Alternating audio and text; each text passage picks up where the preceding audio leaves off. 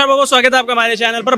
बांग्लादेशी हिंदुओं को लगातार प्रताड़ित किया जा रहा है, मंदिर जलाए जा रहे हैं और हिंदू लड़कियों के साथ बदतमीजी की जा रही है, लोगों को मारा जा रहा है। जनता कैसे देख रही है इस पूरे मामले को? हमारे साथ विजय भाई जुड़ चुके हैं, उनसे पूछते हैं, बात कर लेते हैं कैसे देख रहे हैं। उनके हाथ में एक प्ले कार्ड भी है।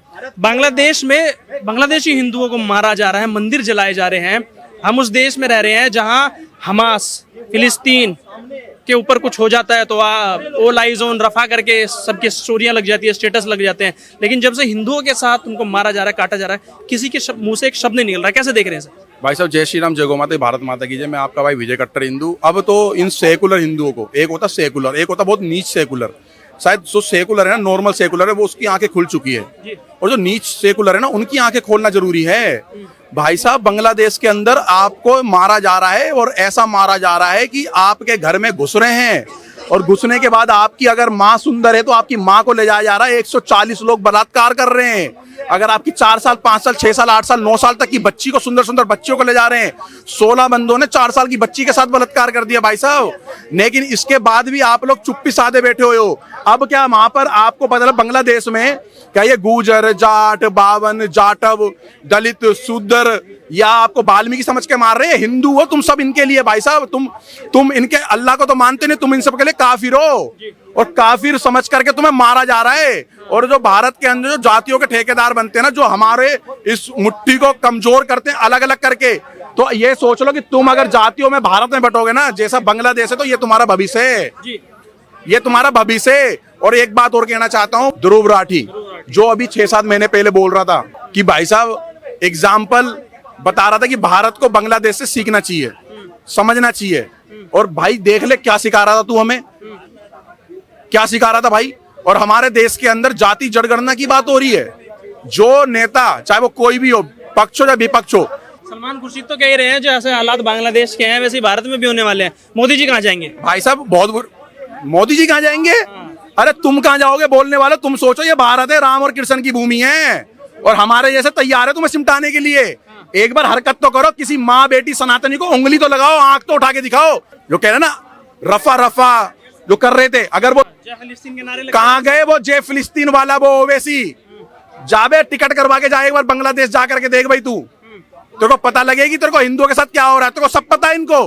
और ये खुश, और कमेंटों में देख रहे हो आप लोग, हिंदुओं को कमेंट देखो, वीडियो तो तुम देख ही रहो, कमेंट भी देखो आप लोग। कमेंटों में कह रहे हो अल्लाह खुश हो रहा है, मोहम्मद खुश हो रहा है। अरे यार कितने बेशरम है यार ये लोग। मैंने स्क्रीनशॉट निकाल रखे 50 से ज्यादा। भारत का मुसलमान हिंदुओं के मंदिर तोड़ रहे तो खुश हो रहे भाई साहब। तो हिंदू सेकुलर हिंदुओं को जागना चाहिए।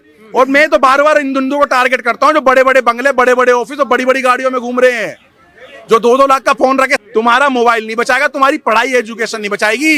हिंदू जज को मार दिया, हिंदू सीपी साहब को मार दिया, हिंदू सब इंस्पेक्टर को मार दिया, हिंदू क्रिकेटर को मार दिया, हिंदू गायकर को मारने के लिए डोल रहे हैं। कहां भाई तुम बच जाओगे क्या? और करते रहो भारत में दलित, शूद्र, गुजर, जाट, बावन, ठाकुर करते रहो तुम लोग। तुम्हें कर करके ठेकेदार तुम्हें कमजोर करेंगे, तुम्हें अलग अलग करेंगे हमसे, तुम्हें यहीं समटाएंगे ये लोग। फिर भारत में तो यही कह रहे हैं ना कि आने वाले वक्त में भारत के भी हालात होने वाले हैं। मोदी जी का भी जो पाप की बाल्टी है ना, एक सिंगर है बड़ी सी, नेहा सिंह राठौर कहती है पाप की बाल्टी भर चुकी है। हमारा वाला कहाँ जाएगा, किस देश में जाएगा, कहाँ शरण मिलेगी उसे? मैं ये बात कह रहा हूँ भाई साहब, अगर आज नहीं जागे तो वो सही कह रहे हैं जो कह रहे हैं। अगर नहीं जागोगे ना भाई तो तुम्हें कुर्सी पे बांधेंगे। और ये 100% है, 100% ये कुर्सी पे बांधेंगे, और तुम्हारी आंखों के सामने तुम्हारी माँ का और तुम्हारी बच्चियों का बलात्कार, तुम्हारी बहनों का बलात्कार करेंगे ये। भारत सरकार कैसे स्टैंड देख रहे हैं? मोदी सरकार किस तरीके से काम कर रही है? क्योंकि अभी तक कोई ऑफिशियल स्टेटमेंट आया है नहीं। लूज मोदी जी का अब तक कोई डिसीजन नहीं आया। अब तक तो मोदी जी को 20,000 आर्मी मिलिट्री वाले भाई साहब अब तक भेज देने चाहिए, और उन इलाकों में, उन मंदिरों के जगह पे वहां पर तैनात कर देनी चाहिए। मोदी जी से हम भी तो बोल रहे हैं भाई, हम भी तो इसी भारत के नागरिक हैं, हम भी तो टैक्स भरते हैं।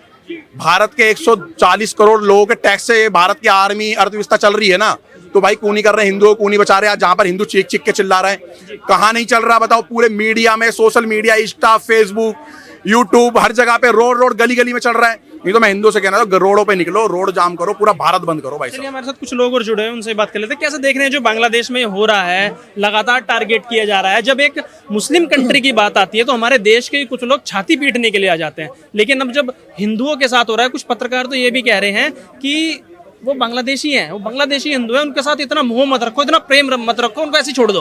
देखिए, सबसे पहली मुख्य बात जो है, बांग्लादेश में जो आज स्थिति उत्पन्न हुई है उसका मुख्य कारण रिजर्वेशन माना जा रहा है। आरक्षण के कारण ऐसी उत्पत्ति वहाँ उत्पन्न हुई है। तो मैं कहता हूँ कि जिस आरक्षण की लड़ाई हम इतने दिनों से लड़ते आ रहे हैं, और आपका पहले प्रश्न में ये था कि क्या यहाँ भी उत्पन्न हो सकता है, तो जो हमारे जो सलमान खुर्शीद जी कह रहे हैं कि हो सकता है, तो ये वास्तविकता है कि होगा ही, क्योंकि यहाँ भी रिजर्वेशन पे काफी लंबे समय से लड़ाई चल रही है। दूसरी सबसे मुख्य बात, आज आप कह रहे हैं कि बांग्लादेश में जो हिंदू हैं वो प्रताड़ित हो रहे हैं। मैं ये कहना चाहता हूँ कि आपकी जो डिप्लोमेटिक जो स्ट्रेटजी थी, आपका इंटरनेशनल जो बॉर्डर स्ट्रेटजी था, जो आपका डिप्लोमेटिक रिलेशन था, जो आपका इंटरनेशनल रिलेशन था, जो आपकी खुफिया एजेंसी थी, वो कहाँ बैठी थी? जब बांग्लादेश में इस तरह की स्थितियाँ उत्पन्न हो रही थी तो कहाँ बैठी थी? आप कहते हैं कि मेरे पास अजीत डोभाल है, मेरे पास एस जयशंकर है, तो ये लोग की सारी टीमें उस दिन कहाँ थी जिस दिन बांग्लादेश में ISI जो है, पाकिस्तान का जो एजेंसी है, वो जब काम कर रहा था हिंसा भड़काने के लिए, तो उस समय आप कहाँ बैठे थे?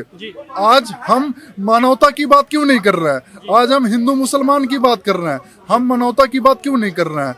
आज जो घटनाएं उत्पन्न हो रही हैं, ऐसा नहीं है कि किसी को चोट नहीं पहुंच रहा है, किसी देश की अर्थव्यवस्था गिर गई, किसी देश में लोग भूखे पेट सो रहे हैं, कहीं लोग प्रताड़ित हो रहे हैं, तो हमें सार्वजनिक बात करनी चाहिए। हमें एक तरफा बात अगर करेंगे तो ये टॉपिक बदल जाएगा। आपने ISI की भी बात की, तो ऐसी कॉन्स्पिरेसी भारत में भी रची गई, चाहे किसान आंदोलन हो, चाहे CAA को गलत तरीके से प्रेजेंट करना हो, भारत में भी कोशिश की गई कि दंगे भड़क जाएं, लेकिन सरकार ने कहीं ना कहीं उसको रोक लिया। तो इंटरनेशनल लेवल पे जो कॉन्स्पिरेसी पूरी रची जा रही है, और उसी को लेके विपक्ष कह रहा है कि भारत में आने वाले वक्त में ऐसे ही हालात होने वाले हैं, कैसे देखते हो उसे? नहीं, आप इस बात पे जब चर्चा कर रहे हैं, जब ज्वाइंट मीटिंग हो रहा था पक्ष और विपक्ष का, तो राहुल गांधी जी ने ये सवाल किया कि एस जयशंकर जी को पता नहीं था क्या कि ISI का उतना बड़ा प्लान चल रहा है बांग्लादेश में? जब घटना हो गई तब आप कह रहे हैं कि हाँ, हम इस पे विचार करते हैं, हम इस पे देखते हैं। तो क्या घटना जब ये शुरुआत हो रहा था बांग्लादेश में, स्टार्टिंग कंडीशन पे था, आपके बगल पड़ोसी राज्य में घटना घट रहा है, जो देश पहले हमारा एक हुआ करता था, वहाँ का तो इंटरनल फैक्टर भी आपको पता होगा, इंटरनल जो इशू हैं वो आपको पता होंगे, तो आप उन बिंदुओं पे काम नहीं क्यों किए? दूसरा बात, आपने कहा कि हमारे यहाँ भी इस तरह की स्थिति उत्पन्न करने की प्रयास चल रही थी। MSP पे बात हुआ था, MSP पे आंदोलन हुआ था, पंजाब के किसानों ने आंदोलन किया। मैं कहता हूँ कि अगर वैसी स्थिति पंजाब के किसान उत्पन्न करना चाहते तो हम कह रहे हैं वापस क्यों होते? ये एक आरोप हो सकता है, मैं नहीं, इसको मनगढ़ंत नहीं कहूंगा, इसको प्लानिंग नहीं कहूंगा। किसान, भारत जो है वो कृषि भूमि है, और पंजाब जो है वो कृषि आधारित राज्य है, तो वहाँ के किसान जरूर अपनी हक की बात के लिए लड़ाई लड़ेंगे। हाँ, आप CAA की बात करते हैं, CAA की बात में जो था, तो जब कोविड आया वो चीज़ खत्म हुआ, कोविड से पहले वो आंदोलन चला, काफ़ी सक्सेस रहा वो आंदोलन, बहुत सारे नेता उससे उभर के बाहर भी आए। तो मैं कहता हूं कि कहीं ना कहीं कुछ बिंदु होंगे जिसकी चर्चा अच्छे से नहीं हो पाई होंगी, जिससे कारण लोग विरोध किए होंगे, लेकिन उसका परिणाम हमारे देश के राजनीति पे नहीं पड़ा।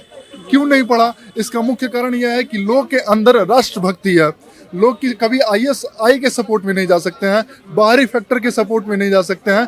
हर एक पड़ोसी राज्य चाहता है कि उसके अंदर किसी न किसी तरह की विपत्ति पैदा हो, हर एक पड़ोसी राज्य चाहता है। क्यों नहीं चाहेगा चाइना? हम ग्रोइंग इकोनॉमी है, जरूर चाहेगा, लेकिन हम किसी को ब्लेम कर दें कि हाँ, कृषि आंदोलन ने ऐसा कर दिया, CAA ने ऐसा कर दिया, तो ये बिल्कुल गलत है। मैं इसको आरक्षण को लेके जो पूरा एक सिनेरियो चला है बांग्लादेश के अंदर, हमारे देश में कॉन्स्पिरेसी अलग ही चल रही है। ज्यादातर लोगों को यही पता है कि हिंदू मुस्लिम, किसी को ये नहीं पता कि वहाँ पे आरक्षण की वजह से हुआ है जो कुछ हुआ है, वहाँ की जो जनता है वहाँ आरक्षण से परेशान है, और हमारे देश में पॉलिटिकल पार्टीज उसी आरक्षण का मुद्दा बनाकर वोट ले जाती हैं और अपनी सीटें बढ़ा लेती हैं। अब बात यहाँ अभी हो रहा था हिंदू और मुसलमान की। नरेंद्र मोदी जी का राजनीतिक सफर एक हिंदू नेता के तौर पे शुरू होता है, वो हिंदुत्व के कारण RSS से जुड़ते हैं, मुख्यमंत्री बनते हैं, प्रधानमंत्री बनते हैं, काफी सफल उनका जीवन होता है। हिंदू से उन्होंने जीवन का सफर तय किया। आज हिंदुओं के साथ अत्याचार हो रहा है, लेकिन मोदी जी का कोई स्टैंड नहीं है। दूसरी बात, सर ने कही कि रिजर्वेशन ने देश को खोखला कर दिया है। जिस राज्य में, जिस देश में रिजर्वेशन है, या तो रिजर्वेशन बढ़ाने की मांग होती है, नहीं तो रिजर्वेशन खत्म करने की मांग होती है, या जिसको रिजर्वेशन नहीं मिल पाता है वो रिजर्वेशन मांगता है। लड़ाई वहां पे जो बांग्लादेश में थी वो रिजर्वेशन बेसिस थी। ऐसा स्थिति अगर भारत में उत्पन्न होता है, 125 करोड़ जनसंख्या है, आप कैसे कंट्रोल करेंगे? आप कैसे कंट्रोल करेंगे? आप कहते हैं कि ये जाति है, वो जाति है, ये जाति का वोट मेरे में है, वो जाति का वोट उसमें है, तो आप जाति बेसिस पे वोट ले रहे हैं, जाति बेसिस पे सरकार बन रहा है, तो आप तो रिजर्वेशन देंगे, आप रिजर्वेशन खत्म करने नहीं जा रहे हैं, ये सीधा स्पष्ट है।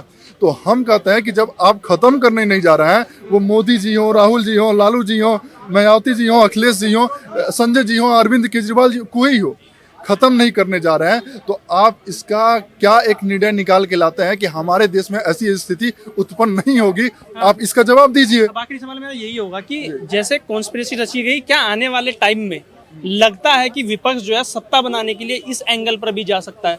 क्योंकि जिस तरीके से झूठ बोले जा रहे हैं पिछले 2-3 महीने से, क्या वो उधर भी जा सकता है कि सत्ता चाहिए और आरक्षण के खिलाफ भड़काते रहो? हाँ, देखिए ये बात वास्तव में जो सर ने कहा ये काफी प्रश्नदायक है। हम ये एक बात कहेंगे इस पे कि अखिलेश यादव जी ने कुछ दिन पहले ही कहा था कि ये सरकार गिर जाएगी, उन्होंने ये कहा था। तो हो सकता है कि कहीं की विपक्ष ऐसा स्ट्रेटजी बनाए कि जिससे मोदी गवर्नमेंट को ऐसे इंसल्ट किया जा सके, आरोप प्रत्यारोप लगा के सरकार को इंसल्ट करके, हो सकता है कि ऐसे कॉन्स्पिरेसी पैदा की जाए जिससे हिंसा भड़के, लोगों के अंदर आक्रोश आए और ऐसी स्थिति उत्पन्न हो सकती है। मैं ऐसा मान सकता हूँ क्योंकि ग्रोइंग इकोनॉमी बांग्लादेश जो था वो ग्रोइंग इकोनॉमी के नाम पे पूरे विश्व भर में मतलब लोग उस पर स्टडी कर रहे थे कि कैसे ऐसे ग्रोइंग कर रहा है। वैसे ग्रोइंग इकोनॉमी राष्ट्र में, वैसे डेमोक्रेटिक राष्ट्र में जब इतनी बड़ी स्थिति उत्पन्न हो सकती है, तो मैं मानता हूं कि भारत में भी हो सकता है।